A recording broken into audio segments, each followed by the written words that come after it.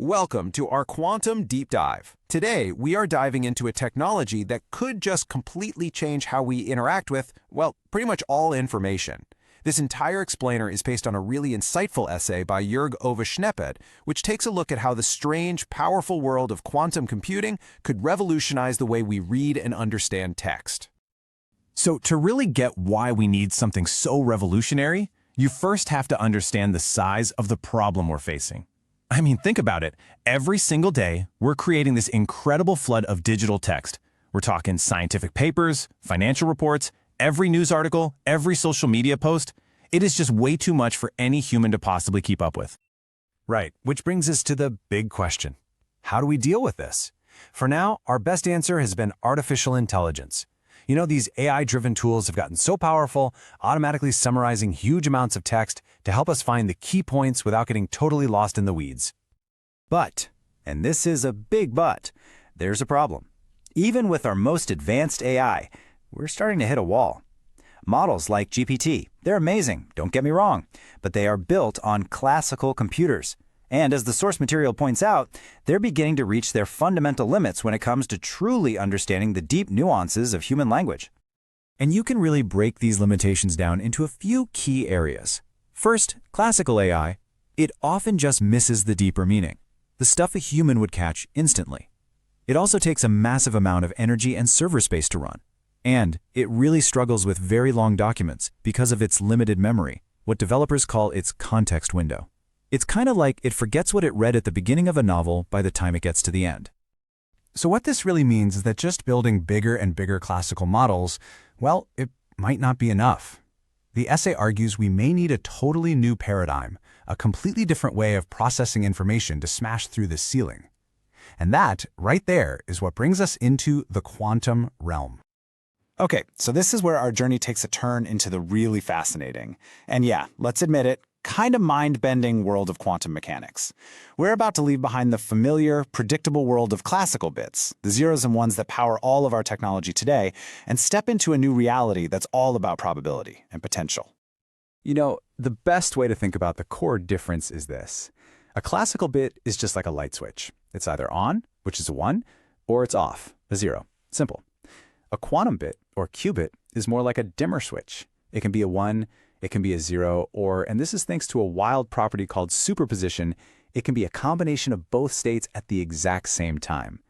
This ability to hold multiple values at once is what gives quantum computers their unbelievable potential.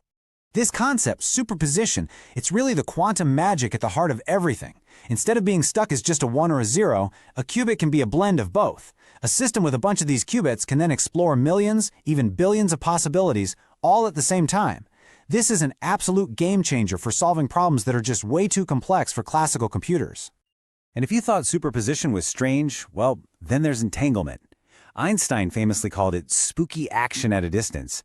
It's this deep, almost mysterious connection where the state of one qubit instantly affects another, even if they're on opposite sides of the universe. This property is absolutely key to mapping the complex, hidden relationships between ideas inside a text. So okay, we have the problem, this massive information overload, and we have these strange new quantum tools.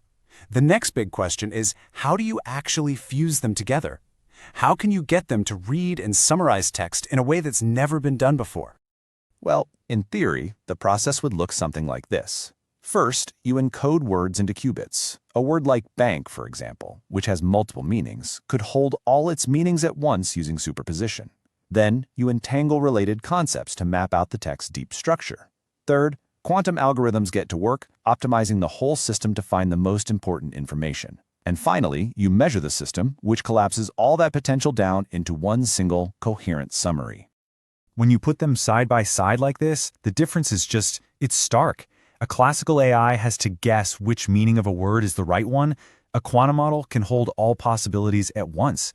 And for context, a classical AI has to use really complex systems to figure out which words are important, but it still has a hard time connecting ideas across a really long document.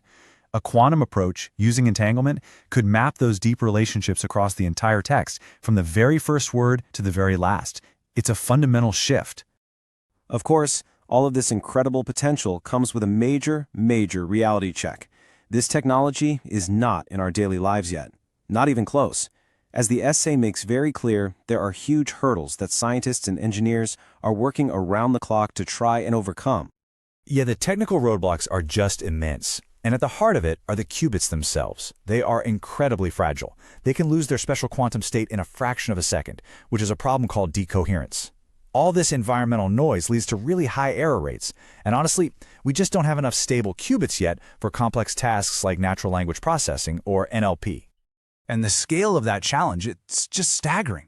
I mean, look at this. Our absolute best quantum processors today have around 100 physical qubits. But just for useful error correction, we'd need thousands. For a task as complex as advanced text summarization, some estimates suggest we might need millions of them. The gap between where we are and where we need to be is enormous. And it's not just a hardware problem. The essay also brings up that some pretty critical ethical questions are starting to pop up. The same power that could understand text could also be used to break the encryption that protects all of our data. These are really complex issues that we're going to have to figure out as the technology gets more mature. So, okay, despite all these challenges, what does the future actually look like? Is this all just a pipe dream? Well, the vision for what this technology could become is still just incredibly exciting. Well, don't expect to trade in your laptop for a quantum computer anytime soon. The most realistic path forward, at least for a while, is a hybrid approach. For the foreseeable future, quantum processors will probably act as these specialized coprocessors, working right alongside our classical computers to speed up the specific, incredibly complex calculations where they have that unique advantage.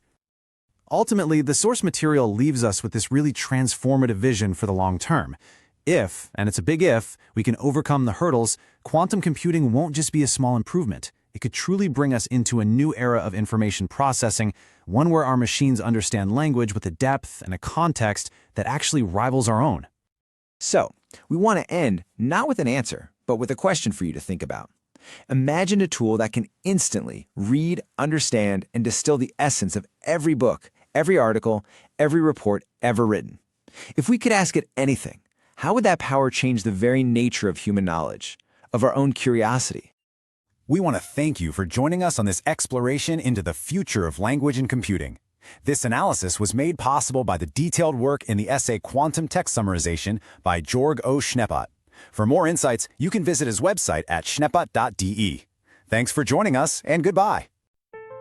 Schneppot.de is a private project by Georg O. Schneppot dedicated to promoting quantum technology. Its mission is to present knowledge in a way that is clear, precise, and transparent for those just starting out, as well as for experts who wish to deepen their expertise. He firmly believes that education and access to well-structured information are the keys to unlocking the full potential of this future technology. If his work helps you realize your own visions and actively and consciously shape quantum technology, then the goal of his project has been achieved.